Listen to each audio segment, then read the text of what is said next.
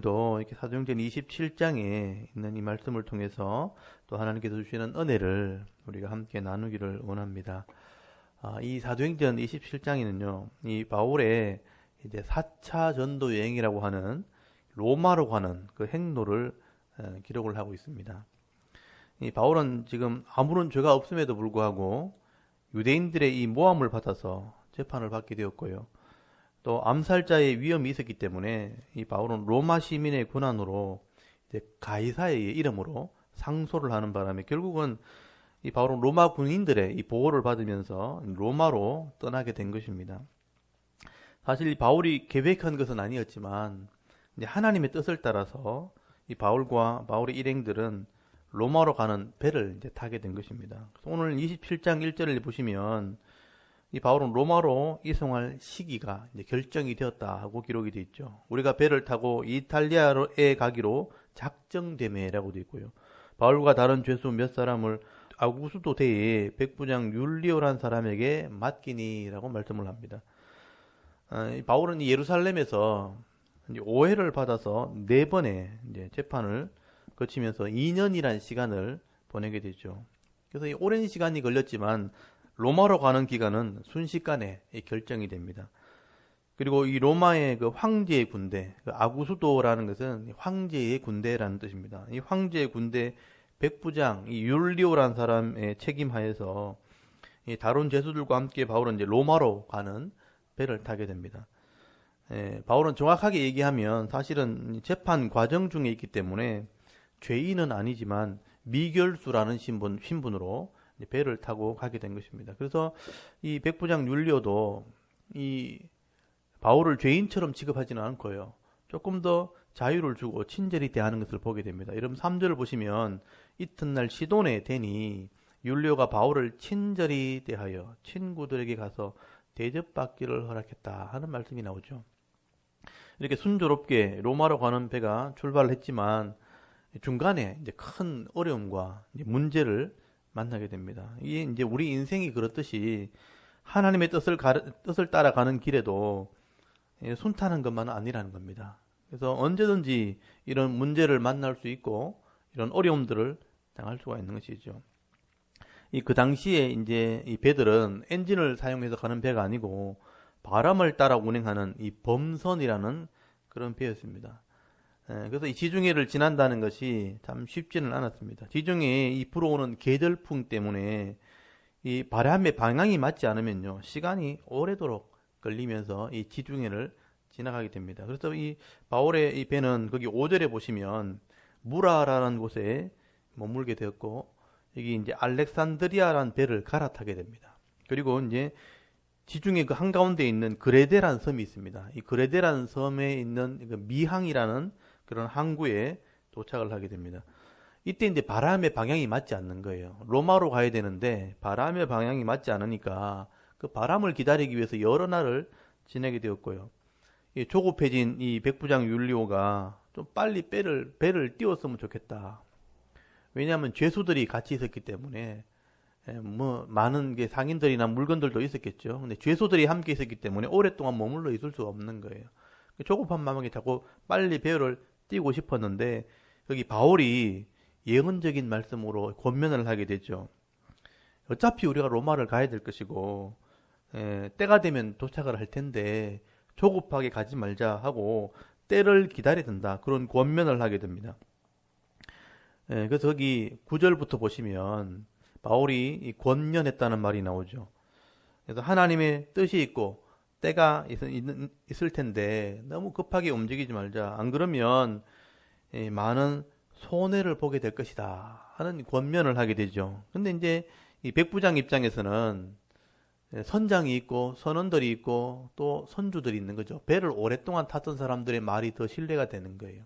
그래서 이제 바울의 말보다는 일단 선원들의 말을 먼저 믿었다라고 되어 있습니다. 근데 이때부터 이제 문제가 생기기 시작하는 거죠. 이 바울이 탄 배가 바람이 잘 이렇게 맞다고 생각해서 출발을 했는데 유라굴로라는 광풍을 만나게 되었다 하고 성경은 기록을 하게 됩니다.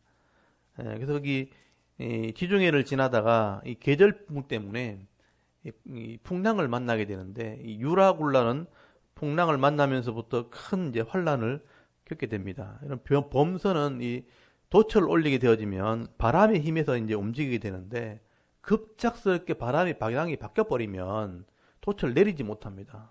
그 큰 돛을 달고 있기 때문에 돛을 못 내리니까 바람에 밀려서 그냥 끌려가는 겁니다. 그래서 거기 보면은 바람에 쫓겨갔다 이런 표현들이 많이 나오게 되죠.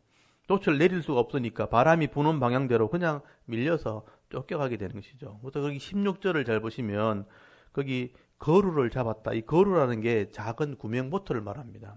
바람에 날려서 거루가 날려갈 때 그 거루를 붙들어서 간신히 이제 바람을 방향을 잡아서 가는데 이틀쯤 되었을 때 거기 보면 배를 가볍게 하려고 짐을 버리기 시작했다 하는 장면이 나오죠.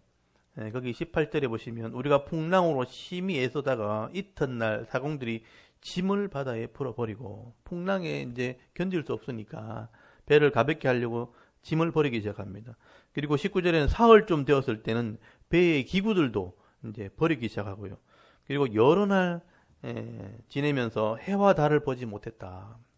그래서 풍랑 속에서 이리저리 헤매게 된 것입니다. 이때쯤 되었을 때 사람들이 지치기 시작하죠. 여러 날을 고통을 당했기 때문에 음식도 먹지 못하고 배 때문에 고통을 당하게 될 때 구원의 여망마저 없어졌다. 여기 보시면요. 20절 끝에 보시면 거기 구원의 여망마저 없어졌다는 것은 이제 다 죽었다고 생각한 거예요. 너무 고통을 당하다 보니까 어떻게 더 나아질 기미가 없어지니까 이제는 다 죽게 되었구나. 이제 포기한 상태가 되었다는 거죠. 근데 놀랍게도 모든 사람들이 이런 이 거대한 풍랑 속에 갇혀서 살 소망을 잃어버렸을 때 자기 생명 하나 붙들고 그냥 두려워하고 있는 거죠. 내 생명 내가 지켜야지 하고 두려워 떨고 있을 때 이때 사도 바울이요. 거기 가운데 서서 사람들에게 위로하는 말을 하게 됩니다. 그리고 소망을 주는 말을 거기서 하게 되는 거죠. 배를 타보셨는지 모르겠지만 사실 이 큰 바다에서 배를 타고 왔을 때 풍랑을 만나고 파도가 치는 걸 이렇게 경험하게 되면요. 방법이 없잖아요.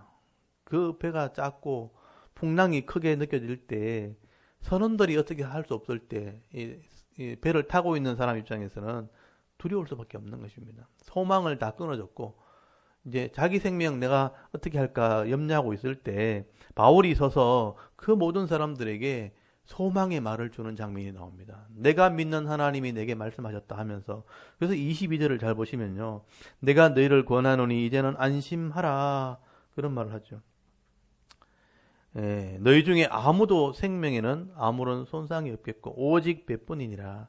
내가 속한 바 곧 내가 섬기는 하나님의 사자가 어젯밤에 내 곁에 서서 말하되 바울아 두려워하지 말라. 네가 가이사 앞에 이 황제 앞에 서야 하겠고 또 하나님께서 너와 함께 행하는 자를 다 네게 주셨다 하였으니 그러므로 여러분이 안심하라.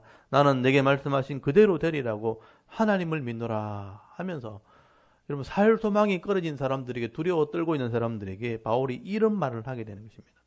그 당시에 바울은 이 죄수의 몸으로 갔기 때문에 수갑을 차고 있었을 것이고 이 백부장이나 이 노련한 선원들도 어떻게 할 줄 몰라서 이렇게 쩔쩔매고 있을 때에 바울은 그 당당히 그 가운데 서서 사람들에게 위로를 하게 되는 위로자의 사명을 감당하고 있는 것입니다. 내가 믿는 하나님께서 반드시 네가 로마로 간다. 황제 앞에 서게 될 것이다 하고 말씀했다는 거죠. 그래서 내가 로마로 갈 때까지 여러분 중 한 사람도 다치지 않게 하겠다고 하나님께서 말씀했다는 거예요. 그러니까 절대로 생명에는 지장이 없으니까 두려워하지 말라는 것입니다. 여러분 그때 그 배를 타고 있던 사람 입장에서는 얼마나 위로가 되었겠어요. 내가 믿는 하나님이 신이 너희를 지켜주겠다고 약속했다는 겁니다. 그래서 그 말을 들었을 때 아무것도 붙들 게 없는데 바울이 그 말을 했을 때 그 배에 타고 있는 사람들 입장에서는 그게 위로의 말이 되는 것이고 소망의 말이 되는 것입니다. 여러분 오늘 저와 여러분들이 이런 사명을 감당해야 되는 겁니다. 이 세상 사람들을 이렇게 전체를 볼 때, 이 바다라고 생각했을 때 세상의 이 풍랑 속에 우리가 어찌할 바를 모르고 우리의 인생을 살아가는 겁니다. 이렇게 우왕좌왕하면서 살아가게 될 때 우리가 예수님만이 우리의 길이고 진리고 생명 되시는 분이라고 우리가 전해야 되는 거예요. 그것을 가르치는 사명이 우리에게 있다는 것입니다. 여러분 이 땅에 전부 다 욕심대로 이 죄를 따라 살아가게 되어질 때 그게 이제 문제가 되고 얽히고 설키게 되어지면 이 세상의 풍파 속에서 꼬여버린 인생을 우리가 살아가게 되는 겁니다. 여러분, 하나님 뜻대로 살아가야지만 형통함이 있고 평탄함이 있고 평안이 있다는 것을 우리가 전해야 되는 것이죠. 가르쳐야 되는 것입니다. 그래서 바울이 두려워하지 마십시오. 안심하십시오. 하나님이 우리를 지키겠다고 약속했습니다. 여러분, 여기 이사야서 41장 10절에 보면요, 구약에 이런 말씀이 있습니다. 두려워하는 사람들에게 주시는 말씀이죠. 이사야서 41장 10절에 보면 두려워하지 말라. 내가 너와 함께함이라. 놀라지 말라. 나는 네 하나님이 됨이라. 내가 너를 굳세게 하리라. 참으로 너를 도와주리라. 참으로 나의 의로운 오른손으로 너를 붙들리라. 이런 말씀만 읽어봐도 위로가 되는 말씀이거든요. 바울이 지금 그 뱃속에서 두려워하는 사람들에게 이 말씀을 전하게 되는 것입니다. 근데 거기 27절을 잘 보시면요, 이런 풍랑 속에 세상 사람들의 모습이 하나 나옵니다. 바울이 홀로 서서 다른 사람의 생명을 위해서 또 섬기고 있고 사람들을 위로하고 있는데, 자기 혼자 살겠다고 배를 버리고 도망가는 사람도 거기 있습니다. 선원 중에 그런 사람이 나오죠. 여러분, 14일이 지났고 배가 육지에 이래 가까워지고 있을 때에 사명감이 없는 이런 선원 중에 한 사람들이 도망을 가게 됩니다. 여러분, 29절 한번 보십시오. 29절에 보시면 암초에 걸릴까 하여 고물로 닻을 내리고 넷을 내리고 날이 새기를 고대하니라. 사공들이 도망하고자 하여 이물에서 닻을 내리는 채하고 나룻배를 바다에 내려놓거늘. 여기 보면 고물이란 말은 배 뒤편을 말하고요, 이물이라고 하는 것은 배 앞편, 배 머리를 말합니다. 배가 어느 정도 이제 육지에 가까워졌다는 것을 이렇게 느꼈을 때 사공들, 이 선원들이 배를 버리고 이 뱃머리에서, 이물에서 이제 닻을 내리면 배가 이제 멈추게 되거든요. 닻을 내린 척 하면서 여기 나룻배, 이 구명보트를 내린 거예요. 이 구명보트를 내려가 자기들만 도망가려고 배를 몰래 내리는 것입니다. 이때 바울이 이걸 보고 백부장과 또 이 군사들에게, 저기 선원들이 이 배를 이렇게 내려버리면 배를 지킬 사람이 없다. 배에서 우리를 구원할 자가 없다 하면서 선원들을 붙들어야 된다 하고 이제 백부장과 군인사들에게 이거를 일러주게 되는 것이죠. 여러분, 이 모습을 잘 보시면요, 세상 사람들은 그냥 다른 사람이 죽든지 말든지 상관없다는 거예요. 자기 생명만 살면 된다 하고 도망간다는 겁니다. 이게 사명 없는 사람들, 세상 사람들의 모습이라는 거죠. 우리가 세월호라는 큰 이 배가 침몰하는 걸 봤지만 그때 많은 생명이 왜 죽었냐 하면 선정과 선원이 먼저 도망갔기 때문입니다. 자기 생명 살자고 남들 죽게 하는, 이게 세상 사람들의 모습이라는 거죠. 이 바울이 그때 중간에 서서 파수꾼처럼 그들을 지키는 겁니다. 이 사람들이 없으면 배를 지킬 사람이 없습니다. 다른 사람의 생명을 살리기 위해서 잘못된 것을 바로잡아주는 장면이 나오게 된 거죠. 우리 교회의 지도자들이 바로 그런 역할을 해야 되는 것입니다.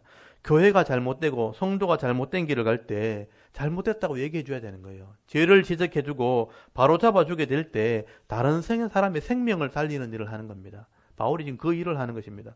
그리고 34절에 보시면 열나흘 14일을 굶었기 때문에 음식을 나눠주고 힘을 얻게 하는, 양식을 나눠주는 일을 하게 됩니다. 35절에 보니까 양식을 주면서 하나님께 축사했다, 감사하기도 하면서 그 음식을 나눠줘 먹게 되어질 때 모든 사람의 생명을 얻게 되었다.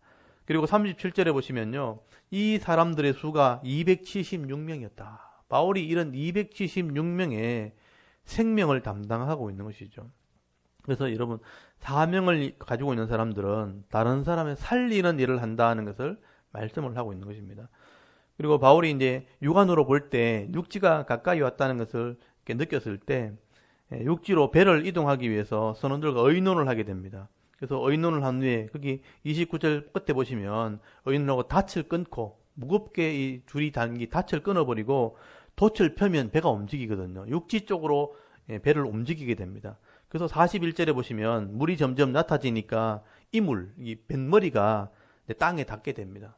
배가 움직이지 않게 되니까 고물, 배 뒤편이 이제 파도에 깨어지기 시작하죠. 그래서 배가 이제 물에 가라앉기 시작하는 겁니다. 그때 군인들이 이 죄수들이 도망가면 안 되니까 죄수들을 먼저 다 죽여봅시다. 이 죄수를 놓쳐버리면 자기들이 죽어야 되거든요. 그래서 죄수를 죽이자고 할 때 이 바울의 행동을 다 지켜봤던 이 백부장 율리오가 바울의 생명을 살리려고 죄수들을 죽이지 못하게 합니다. 왜냐하면 바울의 말대로 다 됐거든요. 떠나지 맙시다. 손해가 될 겁니다. 근데 떠나다가 손해가 되었고 이제 앞으로 도착할 게 될 겁니다. 생명의 지장이 없을 겁니다. 하고 한 곳에 도착한다고 얘기했을 때 도착하게 되었거든요. 바울의 생명을 살리기 위해서 바울의 말대로 되었기 때문에 바울의 생명을 살리기 위해서 모든 죄수들을 다 이제 육지로 헤엄을 쳐서 이동시키게 되는 것이죠. 그래서 44절 오늘 제일 끝에 보시면 마침내 사람들이 다 상륙을 하게 되었고 구조되니라. 바다에서 구원을 받았다라고 말씀을 하게 된 것입니다. 여러분 이 짧은 얘기 속에 사실은 인생의 얘기를 담고 있는 것입니다. 세상 사람들은 이런 거대한 인생의 풍랑 속에서 어찌할 바를 몰라서 이리저리 헤매고 겨우 자기 생명 하나 지키자고 그냥 기진맥진하게 그냥 살아간다는 거예요. 여러분 인생을 한번 보십시오.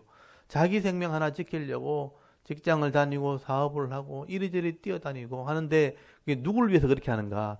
자기 생명 하나 살자고 그렇게 하는 겁니다. 그게 인생의 모습이죠. 그게 마음대로 안 되니까 고민하고 고통하면서 이리저리 뛰어다니는 게 우리 인생이라는 거죠. 그런데 이런 죄악된 세상 속에서 누가 이 사람들에게 위로자가 될 수 있고 그를 섬길 수 있는 사람이 될 수 있겠습니까?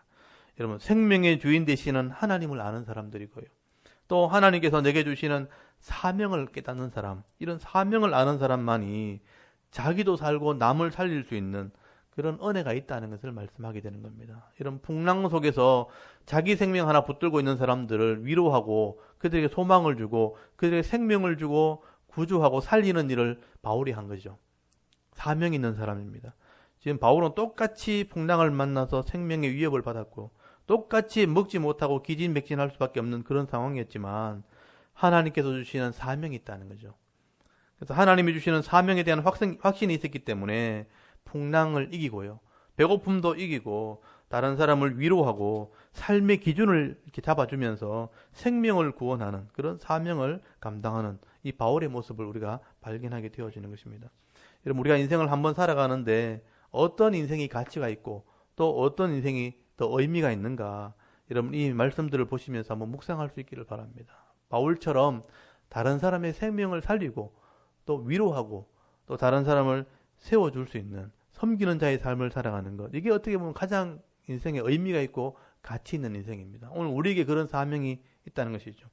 오늘도 저와 여러분이 내가 하나님의 자녀 되었을 뿐 아니라 하나님의 말씀에 능한 자가 되어서 하나님이 주시는 이 은혜와 복을 따라서 영육 간에 양식을 나눠주기도 하고 영혼을 살리는 일들을 감당할 수 있는 예수님처럼 또는 바울처럼 섬기는 자로서 남은 인생을 살아갈 수 있는 저와 여러분의 신앙의 모습이 될 수 있기를 주의 이름으로 축원합니다.